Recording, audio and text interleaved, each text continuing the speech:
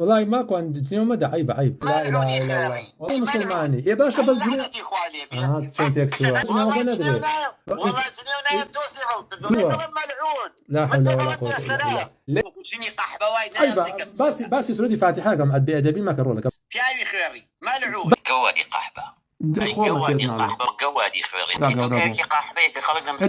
انت ولا خوته وارواني ماكو بس ماكو انتو هر جنيه ودي بو جنيوي تازتنيه ها جنيوي لوك كنتو ما شاء الله ما وصايد جنيوي مملكه الجنيه وهي اخوان كريم من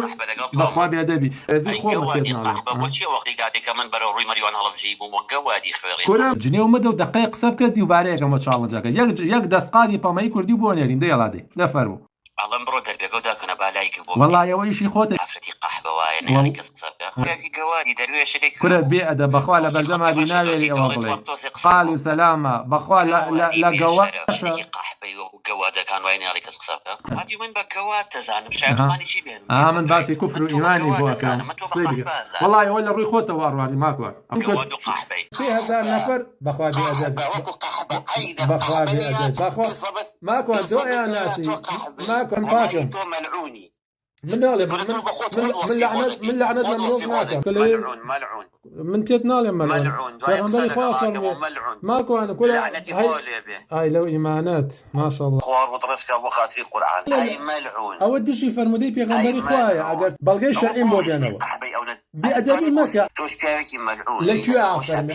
عمل باركي خوازو تزرجي كده تسري قحبه بيدن بس قحبه تنالي من دروناكم بالي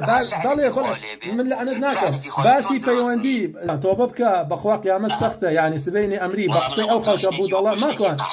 بخوا بأدبي ما كان من خون مناسب دايش انا توش كل عيب جنيه ودان همو كسي لفشتي شاشه جنيه ودان ما كان والله بيد صلاتيه جنيه ودان والله بغيرتيه هرب جدي بروبلا دكتور يتلوني كاكا فرمق صفر اخلاقي توكاي باخلاقي من اول من باقين باخلاق جا خلقي قال لي تو كريه بعقل بيشق مشكي كربيا واذا خاطبهم الجاهلون قالوا سلاما القول رجل في طيب كتوبيا وتلبلكاك ما كون كره خسره كره انا جيبي من نامبردي ناس شريفي نامبر تو اما اخلاقك اي كفري بلا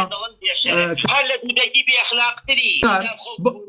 بخوا بأدبي او وشي يقول على سر دم النبي ما قال وشني قحبه ما بدم داخل شني قحبه قالتوا يا ناسي بيعكي بشرف بيعكي نعم شغلي بيعكي بشرف وبكرامته وباخلاقه من الله يا جواد ما با نموت وجواد الله مو شني قحبه ما با كل أوش أنا عيبة ما أقول أكثر بفرق بخوا بأدبي صفتي بيعي جواد وشني قحبه بخوا بأدبي برا بوتو أو كردوا بوتو لكش أو كرد ما كوان براتو بيان كردوي